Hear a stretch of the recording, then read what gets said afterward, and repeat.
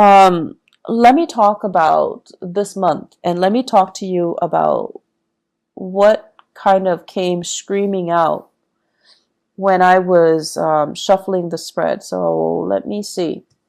Let's talk about this first. So, first of all, financially, let's talk about your financial situation here with the Seven of Pentacles. This is a card about impatience in the reverse. Working very diligently and waiting for the harvest, waiting for the payout, and knowing that the hard work is going to pay out. When it's in the reverse position, it's almost like counting your eggs before they hatch, wanting to kind of leapfrog ahead and not have to do the preliminary legwork in order to get to a situation. So I feel for many of you in the career front, there is this sense of restlessness coming in. When am I gonna get a promotion? When am I going to, get to handle the big accounts? When am I gonna have like the bigger cases, the more interesting things coming my way on the work front? When am I gonna be entrusted with more responsibilities? And unfortunately, this is a card about diligence. This is a card about accumulating and learning knowledge, accumulating knowledge or learning new things in a linear progression. So you kind of have to know how to thoroughly do A in order for people to entrust you with steps B. And you have to thoroughly know how to do step B in order for people to entrust you with step C. So it's like learning in a very systematic way. And you can't really bypass certain steps just to get ahead. You can't even jump over certain steps in order to get to the end. So I feel like you're in a situation that is very, very systematic, is routinized, it's regimented, and you're getting a little bit bored, a little bit impatient, and also, a little bit restless. Like, when is my time going to come? When am I going to make the big bucks? When am I going to be trusted with the big accounts? When is this boredom going to go away? When am I going to do work that is more meaningful? So where you are right now, Sagittarius, financially, things are very, very good. Things are stable. It has long-term longevity and sustainability, job security, and it's going to, lead to that trajectory, the career path. But I feel your restlessness is disallowing you from seeing how good this situation can be. Okay? So that's the first thing. The other thing I'm picking up too is this is a relationship partner here. We have an earth sign, Taurus, Virgo, Capricorn, Sun, Moon, or Rising. And I feel like for some of you, there is restlessness within this relationship. And it has nothing to do with the way this person feels about you, because the feelings are there. It has everything to do with your own sense of boredom about this relationship. Is it the best? Is it the best optimal outcome? Can I find another person out there in the world that can give me what this person is giving me? Is this the ultimate person that's meant for me?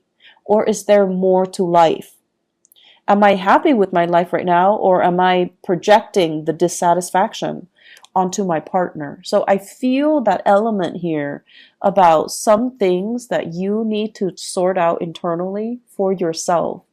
Your work, your career, your job satisfaction, your hobbies, your life, your social life, and whether or not these things are bringing you that sense of personal fulfillment. Because if it's not, then you might, turn to your partner to fulfill you in ways that might not be appropriate. Okay? And then on top of that, we have here an earth sign. And for some of you, this is somebody that you're dealing with, a partner who is a little bit kind of impatient as well. And funnily enough, earth signs are not like, impatient people. But I feel like there's somebody in your life that you don't get. You don't understand them, or you have had many, many run-ins with them, and you don't really understand the way they think, the way they operate. And they're very, very slow to react. So you're just like, what are you waiting on? Like, why are you waiting so long? What do you want? Like, what are you waiting on? Don't you see what I'm seeing?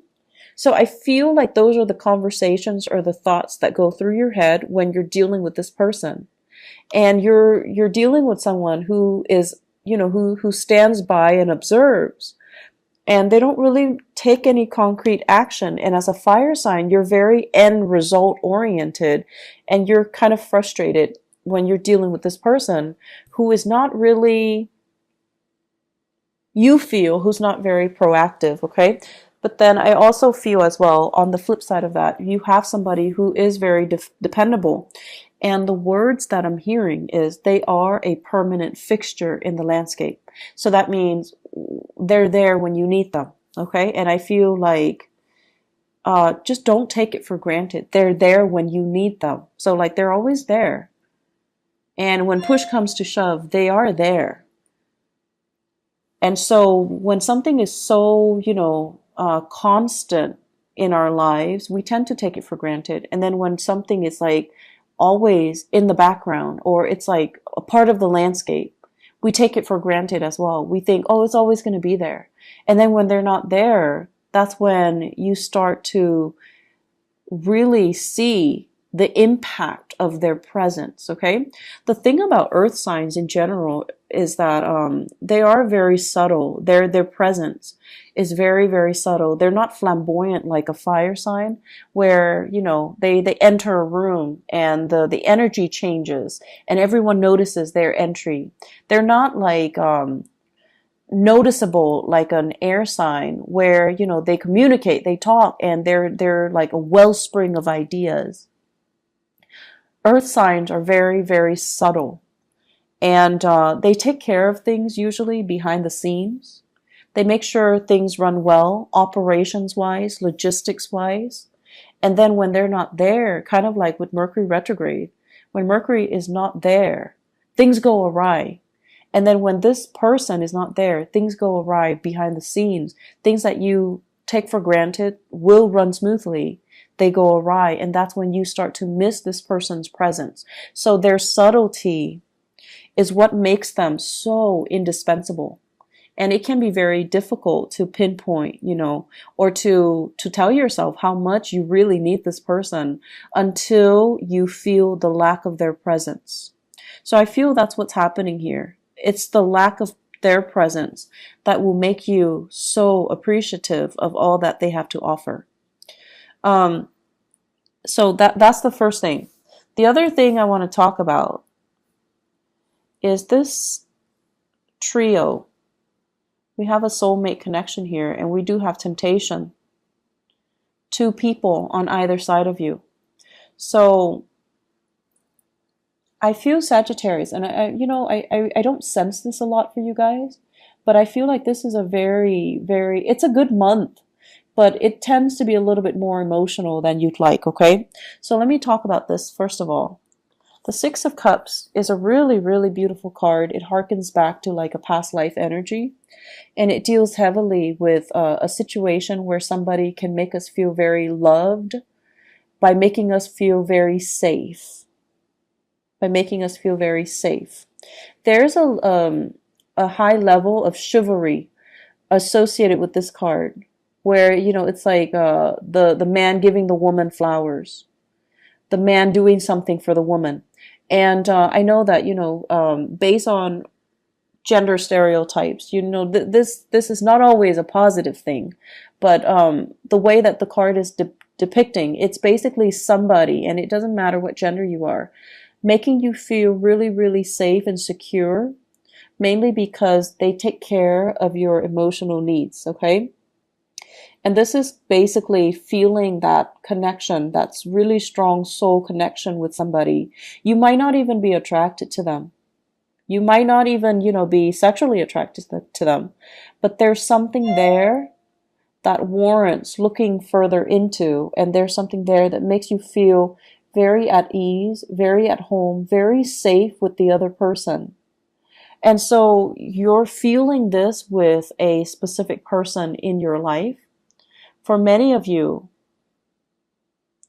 you're caught between two partners. And I have here an earth sign, Taurus, Virgo, Capricorn. And then I have another person, could be an Aries person, a fire sign or another fire sign, so Aries, Leo, or another Sagittarius. But what I'm feeling is you're like caught between two people. The other sign might be somebody who's older than you and who is in an authority figure, in a position of power, such as a boss, a supervisor, somebody that you look up to, somebody that you really, really, really admire. And this is the energy of somebody who solves problems. They make the difficult decisions so that the people around them don't have to. And a lot of the times they make difficult decisions. Even though it's difficult for them, it's for the well-being of everybody involved. And what that means to me is if you're in a relationship and they're in love with you, they're going to let you go because they want you to be happy with whoever it is that you're with, right? They make the difficult decision that are difficult for them, but they're doing it so that you don't have to make the choices. And then I'm also feeling as well, Sagittarius, a lot of the times, one sure way to know, to guess, if a Sagittarius loves somebody, you have to respect the person that you love. So you can't love somebody if you don't respect them. And what I mean by that is you love people with a very strong sense of ethics. You love somebody with a very strong, moral compass. You love somebody that has a strong sense of morality. And when they represent or when they embody, that pillar of strength and stability and morality, you really, really look up to them. You might not even be attracted to them, but you trust them, you believe in them, you admire them, and you naturally, once you have those, once it's like trust, admiration, and respect, once all of those things are met, you could fall in love with a person. And so I feel like some of you are caught between two people. One is possibly an earth sign, and then we have a fire sign, or a person that is older or in a position of leadership. Could be a mentor to you as well. So I feel like you're admiring somebody and it's turning into like a love connection. And I feel like this person, I'm feeling like it's mutual. I'm feeling like the feelings are mutual.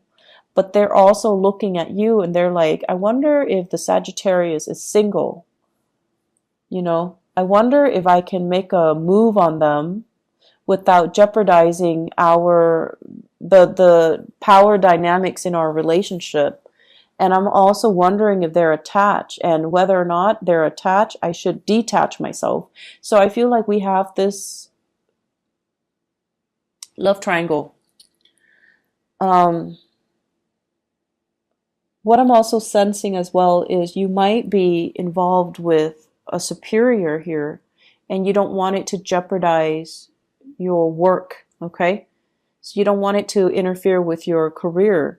You don't want it to jeopardize your work.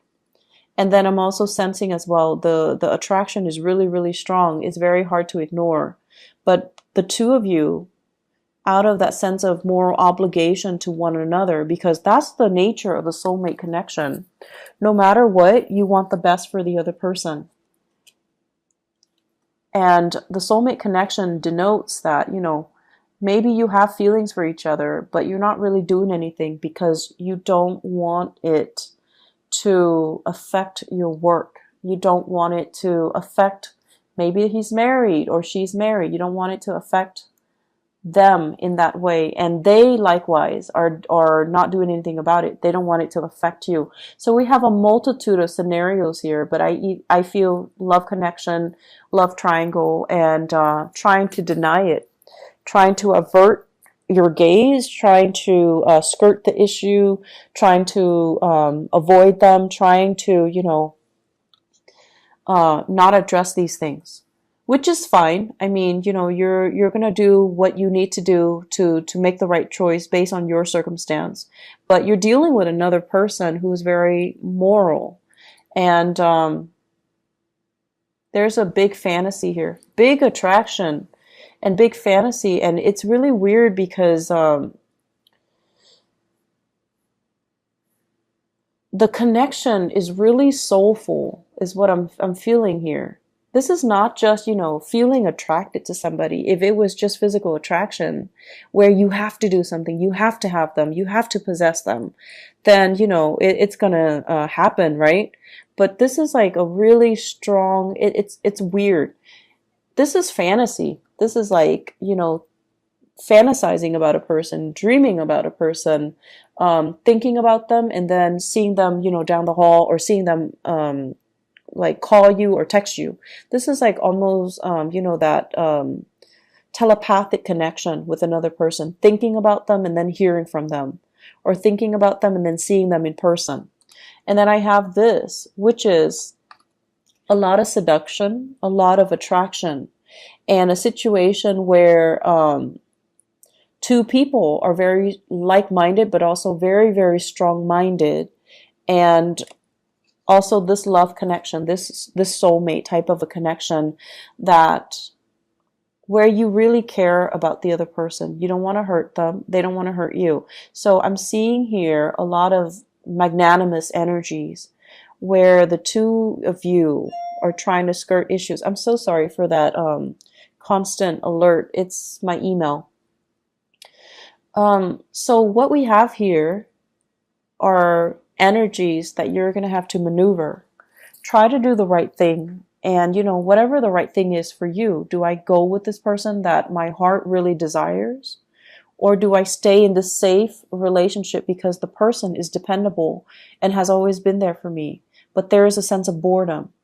Am I bored? Is that why I'm looking outside of the relationship? Or should I try to re-inject some more passion and chemistry in my existing relationship to make it more dynamic? So I feel like you have some soul searching to do. I don't see you succumbing to temptation, but I feel many of you might have already gotten involved, and now you're trying to figure out, like, what do I do? Caught between a rock and a hard place. What do I do?